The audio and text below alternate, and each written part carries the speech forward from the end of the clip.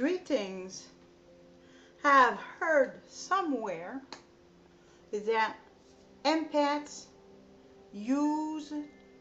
are used to not listen to their bodies, which is true to some extent, because it is also the case of the gifted adults, and might also be the case of the highly sensitive individuals. But the last one is an hypothesis only for now. Back to the fact that empaths are used to not listen to their bodies.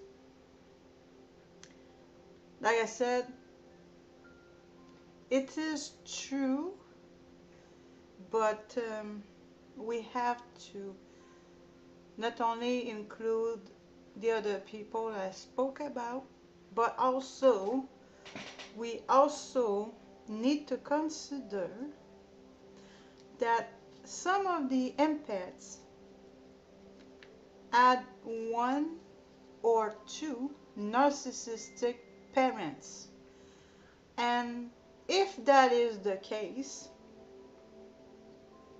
for the empath to also add one or two narcissistic parents, then the situation is different,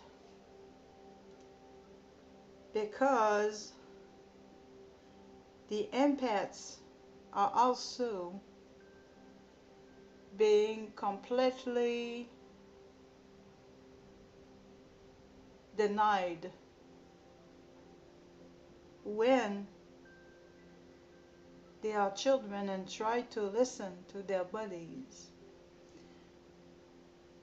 They are denied by their narcissistic parent. Not only denied, but also, so to say that, again, I refer to the previous video that I've made. The title of it is, if I can, okay, let me go back.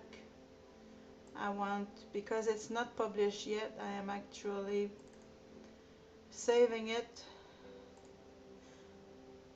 They are pointing the fingers to empaths, and they tell them they should thank the narcissist to top it off. It says that, I don't want to repeat what I said in this video, but I want to say that the empaths are over-responsibilized in the society, even by therapists. So, to say that empaths used to not listen to their bodies, we need to not point always the empaths for this and that, you know. But it is partially true, and also, like I was starting to talk about, is that they are not only denied by one when they had a narcissistic parent, or two, they were not only denied when they were talking about what was happening to their bodies when they were children, when they were attempting to listen to their bodies, but also they are not only denied, but also they are being not only discarded, but also being told by the narcissistic parent that it is between their ears. The problem is between their ears. And this is also recurrent with when the person is going in therapy. It's not rare, or going to see a doctor. It's not rare that they are told that it is between their two ears.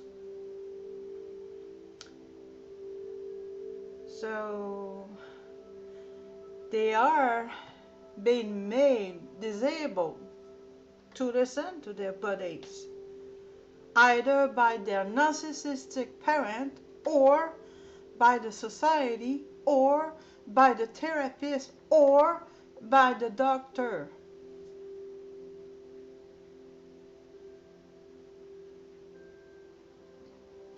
So just make the blanket statement that empaths used to not listen to their bodies is not good enough.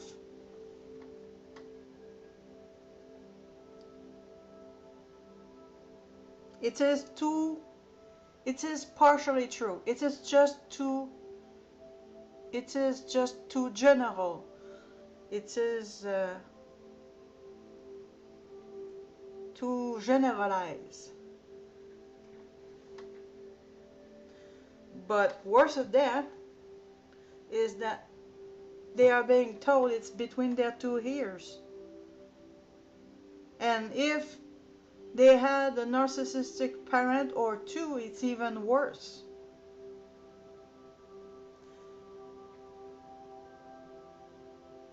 Because the narcissistic parent is trying their best to destroy their child, and part of it is to do their best to disable them,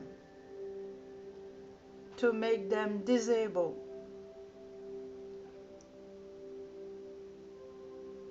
To destroy them. And a good way to do that is to tell them that it's all between their ears.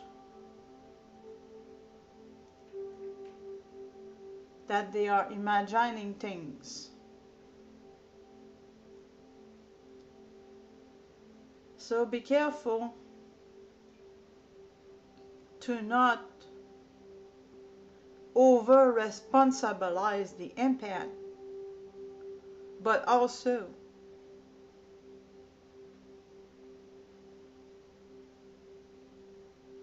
not considering the whole picture. Truth is simple, but it's not necessarily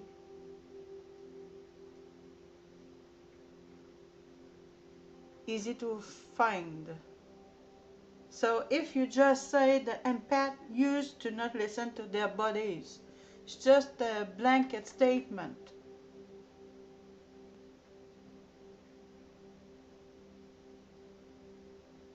And it's not really helping. Somewhat it is helping, but not really helping. Stop making blanket statements.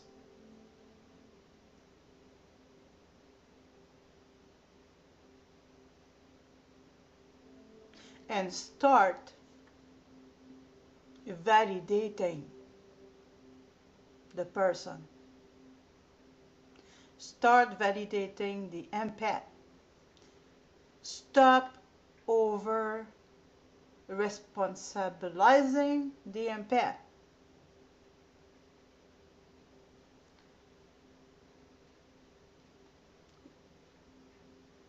Empath, especially those who had one narcissistic parent, are facing way too much injustice already. So don't make it worse by simply running your mouth and telling half-truths. Or because especially you're supposed, as an educated individual, you should know better that truth is multifaceted, not simple. You are oversimplifying. And I'm not accepting that. I'm not accepting oversimplification, overgeneralization, blanket statements such as this one. I think it is, I will stop here for now. Thank you for listening.